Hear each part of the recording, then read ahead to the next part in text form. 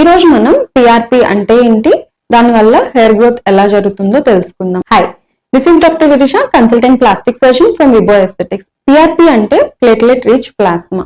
మన బ్లడ్ ని డ్రా చేసి ప్రాసెస్ చేసిన తర్వాత ఆర్బీసీ డబ్ల్యూబీసీ సపరేట్ చేశాక మనకి ఒక ప్లేట్లెట్ రిచ్ ఫ్లూయిడ్ అనేది మనం ఎక్స్ట్రాక్ట్ చేయటం జరుగుతుంది.